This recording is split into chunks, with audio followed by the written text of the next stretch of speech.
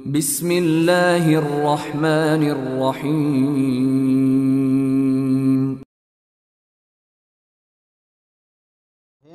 Assalamualaikum warahmatullahi wabarakatuh. Alhamdulillahi rabbil alamin. Nahmaduhu wa nasta'inuhu wa nastaghfiruh. Wa na'udzu billahi min syururi anfusina wa min sayyiati a'malina.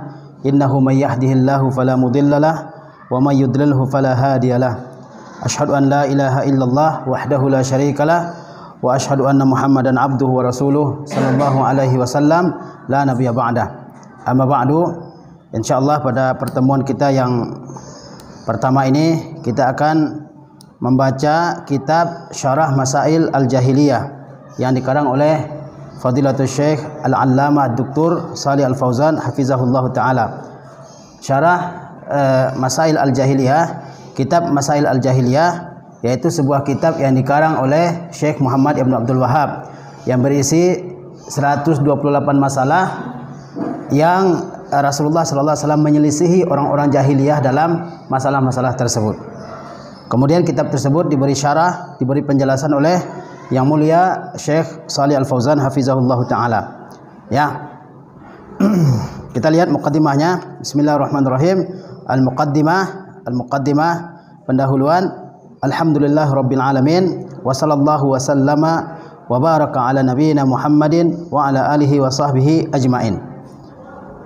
Qala Syekhul Imam Muhammad bin Abdul Wahhab rahimahullahu taala fi muqaddimati risalatihi Masailil Jahiliyah. Syekhul Islam Muhammad ibn Abdul Wahhab rahimahullahu taala berkata di muqaddimah risalahnya yang berjudul Masail Jahiliyah. Kata beliau, hazihi masailu khalafa fiha Rasulullah sallallahu alaihi wasallam ahlal jahiliyati al-kitabiyyina wal ummiyina.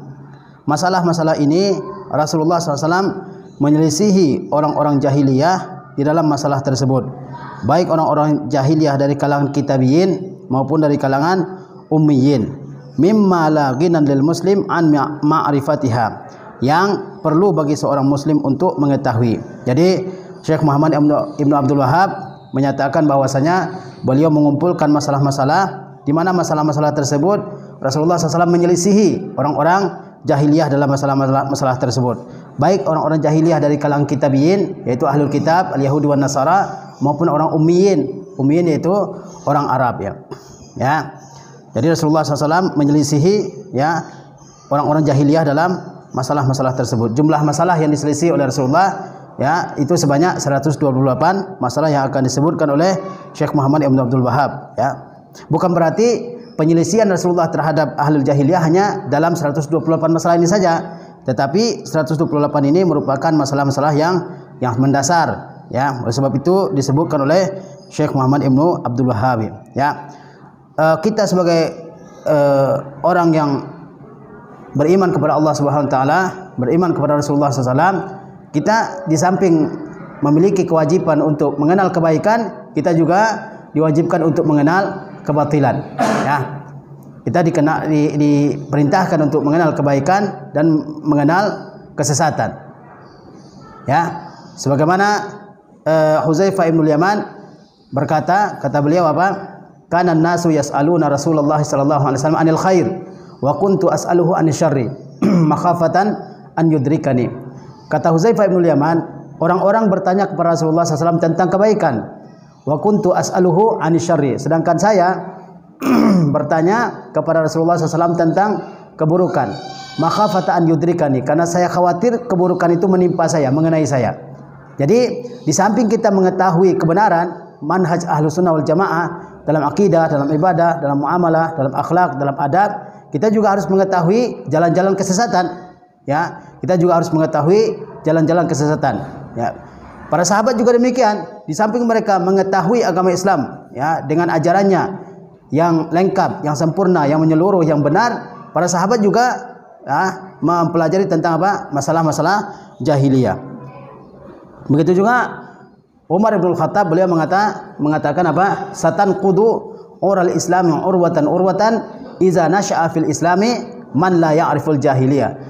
Akan terlepas ya simpul-simpul Islam itu, simpul demi simpul, apabila di dalam Islam ini tumbuh orang-orang yang tidak mengetahui jahiliyah. Ya, kita berkewajiban untuk mengetahui kebaikan, kita juga berkewajiban untuk mengetahui keburukan. Ya, bukan berarti kita mengetahui keburukan untuk dikerjakan. Kita mengetahui keburukan adalah untuk dihindari. Araftu syarra la li syarri walakin li tawaqqi. Saya mengetahui keburukan bukan untuk melakukan keburukan itu, tetapi untuk menjaganya, menjaga diri dari keburukan tersebut. Ya. Jadi di samping kita mempelajari kebenaran al-haq, kita juga mempelajari apa? Al-batil. Kita juga berkewajiban untuk mempelajari al-batil. Sebagaimana dikatakan, kaifa yattaqi man la yadri ma yattaqi. Bagaimana mungkin seseorang bisa menjauhi sesuatu yang dia tidak mengetahui sesuatu yang akan dijauhinya itu? Ya, orang bisa menjauhi sesuatu yang membahayakan kalau dia mengetahui bahwa sesuatu itu membahayakan. Ya, kita mengetahui ya kesesatan itu membahayakan, menyesatkan, menyimpangkan kita dari jalan kebenaran setelah kita mempelajarinya. Oleh sebab itu kita wajib mempelajari apa? Jalannya ahlu sunnah wal jamaah.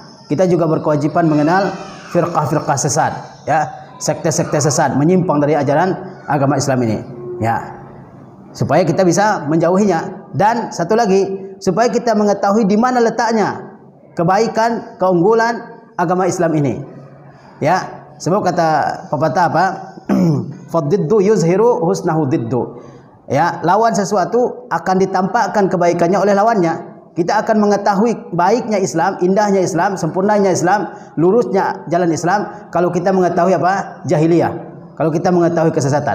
Kalau kita mengetahui kesesatan. Oleh sebab itu, para sahabat itu adalah orang yang paling kuat konsistensinya dengan agama Islam. Paling kuat iltizamnya dengan agama Islam, tamasuknya dengan agama Islam. Kenapa? Karena mereka hidup dulu di masa jahiliyah. Karena mereka dulu mengetahui bagaimana jahiliyah itu. Lihatlah para sahabat, ya. Mereka dulu di masa jahiliyah semua kejahatan, keburukan mereka lakukan.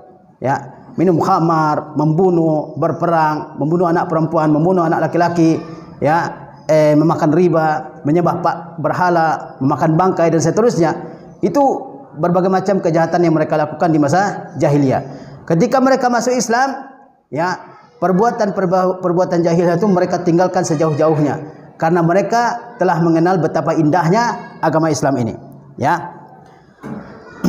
Jadi saya mengatakan hazihi masailu khalafa fiha Rasulullah sallallahu alaihi wasallam ahlal jahiliyati al-kitabiyyin wal ummiyin. Ini merupakan masalah-masalah yang Rasulullah menyelisihi dalam masalah tersebut orang-orang jahiliyah, baik dari kalangan kitabiyyin maupun dari kalangan ummiyin, ya.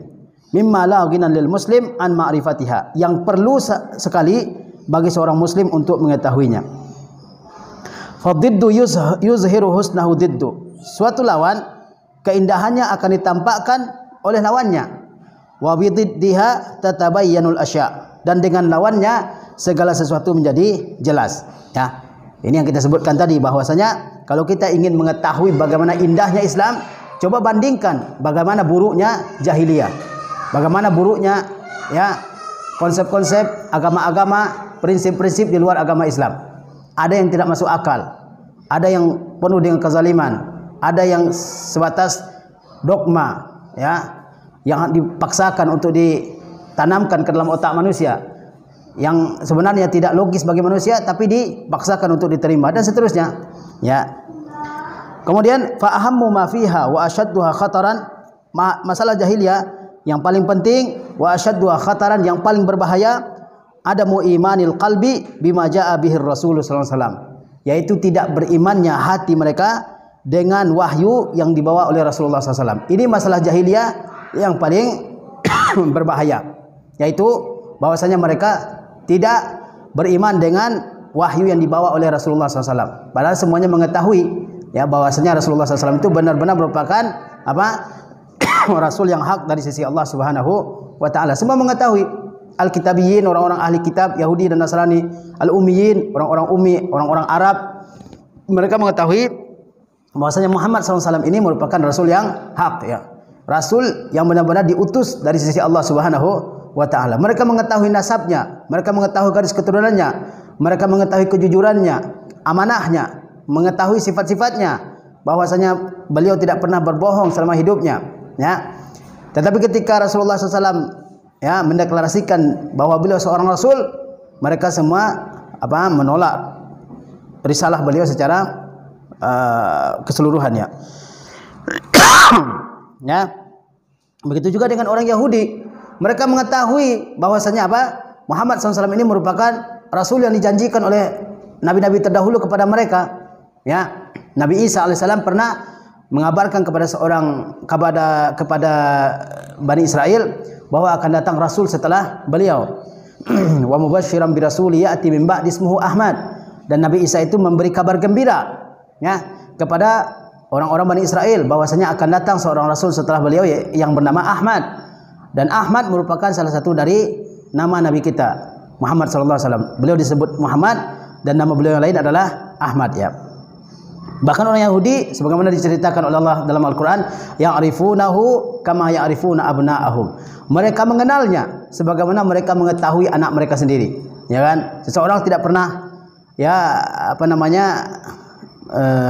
meragukan ya pengetahuannya tentang anaknya. Begitu pula pengetahuan mereka tentang Rasulullah SAW. Mereka benar-benar mengetahui bahwa Muhammad SAW ini merupakan seorang Rasul yang hak ya, yang benar. Tapi mereka menolaknya karena Rasul yang terakhir ini bukan berasal dari kalangan mereka.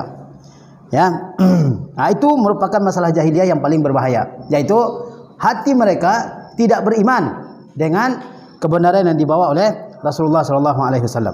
Ya. Fa in dhafa ila zalika istihsanu ma alaihi ahlul jahiliyati tammatil khasarati. Jika ditambahkan kepada hal demikian, istihsanu menganggap baik apa yang di atasnya ada orang-orang jahiliyah, tammatil khasaratu, maka sempurnalah kerugiannya. Ya, maka sempurnalah kerugiannya. Jadi ya, masalah jahiliyah yang paling berbahaya adalah mereka tidak beriman kepada wahyu yang dibawa oleh Rasulullah SAW. Kemudian ketika mereka menganggap baik apa yang diimani, diyakini, dipercayai oleh orang-orang jahiliyah, maka kerugiannya lebih besar lagi bagi mereka. Tidak beriman dengan Rasulullah SAW, kemudian menganggap baik agama jahiliyah itu. Ya, itu lebih membahayakan mereka lagi. Kalau kata Syekh, tammatil khasarah, ya, lengkaplah kerugian mereka saat itu ketika mereka tidak beriman kepada Rasulullah SAW dan menganggap baik apa yang mereka ikuti selama ini dari agama jahiliyah. Di saat itu mereka betul-betul merugi dengan kerugian yang sangat besar ya. Ya, kemudian Syekh menyebutkan suatu ayat yang menjelaskan hal tersebut. Kama qala ta'ala, sebagaimana Allah Ta'ala berfirman, wallazina amanu bil batili wa kafaru billahi ulaika humul khasirun. Dan orang-orang yang beriman dengan kebatilan, dengan kesesatan, wa kafaru billahi, dan mereka kafir kepada Allah, ulaika humul khasirun. Mereka itulah orang-orang yang benar-benar merugi. Orang-orang yang mengimani kebatilan padahal mereka tahu bahwa apa yang diikuti oleh orang jahiliyah itu adalah kebatilan, tetapi ketika Muhammad SAW datang kepada mereka, mereka tidak mengimaninya. Di saat itulah mereka benar-benar digolongkan sebagai orang-orang yang benar-benar merugi, orang-orang yang benar-benar merugi ya.